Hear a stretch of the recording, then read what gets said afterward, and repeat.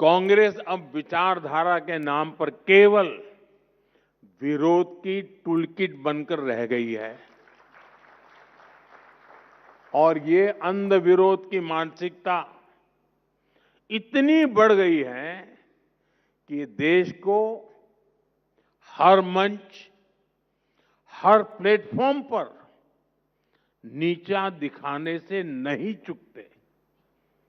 देश कुछ भी अच्छा करे, देश के लिए कुछ भी शुभ हो रहा हो, कांग्रेस को विरोध ही करना है। साथियों, मेरे पास एक लंबी सूची है। देश की संसद की नई इमारत बनी, उसका विरोध। संसद के ऊपर अशोक स्तंभ के शेरों का विरोध। अब जिनके बब्बर शेर सामान्य नागरिकों के जूते खा करके भाग रहे थे,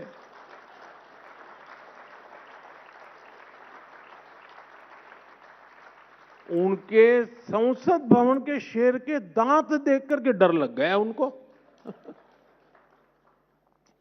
कर्तव्य भवन बना, उसका भी विरोध। सेनाओं ने सर्जिकल स्ट्राइक की, उसका भी विरोध। बालाकोट में एयर स्ट्राइक हुई, उसका भी विरोध। ऑपरेशन सिंदूर हुआ, उसका भी विरोध। यानी देश की हर उपलब्धि पर कांग्रेस के टूलकिट से एक ही चीज निकलती है, विरोध। साथियों, देश ने आर्टिकल 370 की दीवार गिराई, देश खुश हुआ, लेकिन कांग्रेस ने विरोध किया। हमने सीएए का कानून बनाया, उसका विरोध। हम महिला आरक्षण कानून लाए, उसका विरोध। 3 तलाक के विरुद्ध कानून लाए, उसका विरोध। हम यूपीआई लेकर आए, उसका विरोध। स्वच्छ भारत अभियान लेकर आए, उसका विरोध। देश ने कोरोना वैक्सीन बनाई, तो उसका भी विरोध। साथियों, लोकतंत्र में विपक्ष का मतलब सिर्फ अंध विरोध नहीं होता। डेमोक्रेसी में विपक्ष का मतलब वैकल्पिक विजन होता है।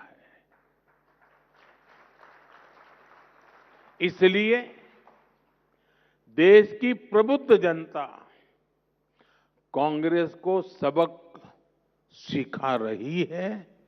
आज से नहीं, बीते 4 दशकों से लगातार ये काम देश की जनता कर रही है।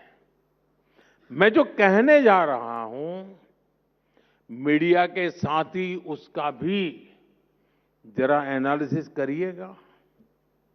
आपको पता लगेगा कि कांग्रेस के वोट चोरी नहीं हो रहे हैं, बल्कि देश के लोग अब कांग्रेस को वोट देने लायक ही नहीं मानते। और इसकी शुरुआत 1984 के बाद ही होनी शुरू हो गई थी। 1984 में कांग्रेस को 39% वोट मिले थे और 400 से अधिक सीटें मिली थी। इसके बाद हुए चुनावों में कांग्रेस के वोट कम ही होते चले गए और आज कांग्रेस की हालत ये है कि देश में सिर्फ 4 राज्य ऐसे बचे हैं जहां कांग्रेस के पास 50 से ज्यादा विधायक है। बीते 40 वर्षों में युवा वोटर्स की संख्या बढ़ती गई और कांग्रेस साफ होती गई। कांग्रेस परिवार की गुलामी में डूबे लोगों का एक क्लब बनकर रह गई है। इसलिए पहले मिलेनियल्स ने कांग्रेस को सबक सिखाया और अब जेन जी भी तैयार बैठी है। साथियों, कांग्रेस और उसके साथियों की सोच इतनी छोटी है कि उन्होंने दूरदृष्टि से काम करने का भी गुनाह बना दिया है।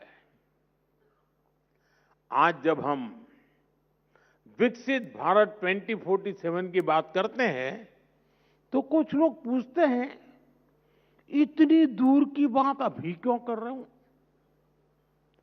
कुछ लोग ये भी कहते हैं कि तब तक मोदी जिंदा थोड़ी रहेगा।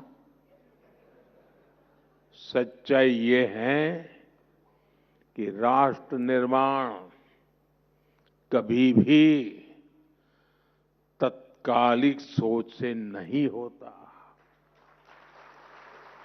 वो एक बड़े विजन, धैर्य और समय पर लिए गए निर्णयों से होता है। मैं कुछ और तथ्य नेटवर्क 18 के दर्शकों के सामने रखना चाहता हूं।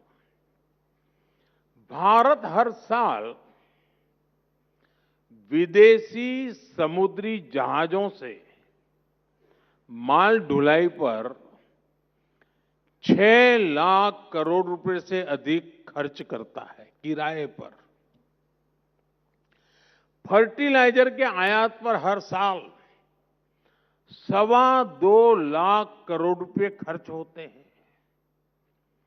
पेट्रोलियम आयात पर हर साल 11 लाख करोड़ रुपए खर्च होते हैं।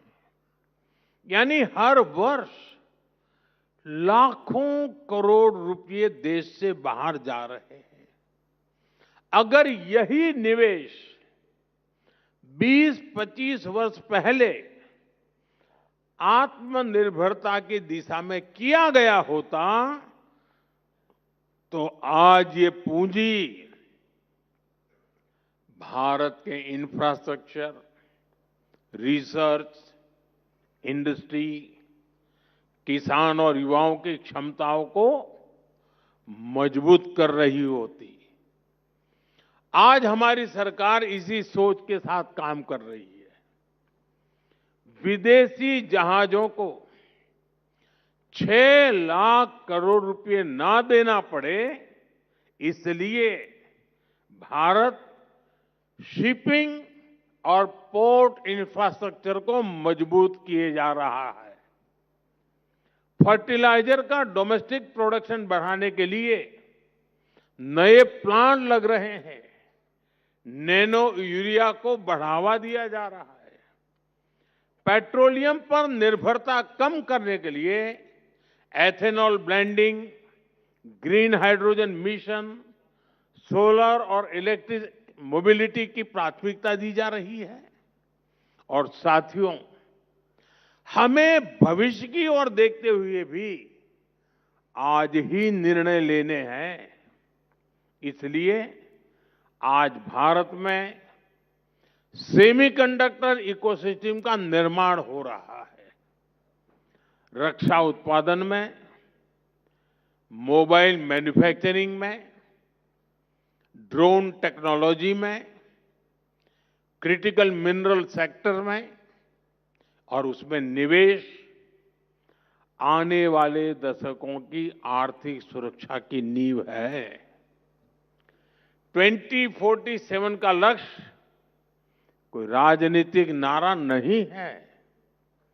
यह उस ऐतिहासिक भूल को सुधारने का संकल्प भी है जहां कांग्रेस की सरकारों के समय कई क्षेत्रों में समय रहते निवेश नहीं किया। आज अगर हम खुद स्वदेशी जहाज, स्वदेशी शिप बनाएंगे, खुद एनर्जी का प्रोडक्शन करेंगे, खुद नई टेक्नोलॉजी डेवलप करेंगे, तो आने वाली पीढ़ियां इंपोर्ट के बोझ की नहीं, एक्सपोर्ट की क्षमता पर चर्चा करेगी। राष्ट्र की प्रगति आज की सुविधा से नहीं, कल की तैयारी से तय होती है। और दूरदृष्टि से की गई मेहनत ही 2047 के आत्मनिर्भर, सशक्त और समृद्ध भारत की आधारशिला है। और इसके लिए कांग्रेस अपने कितने ही कपड़े फाड़ ले, हम निरंतर काम करते रहेंगे।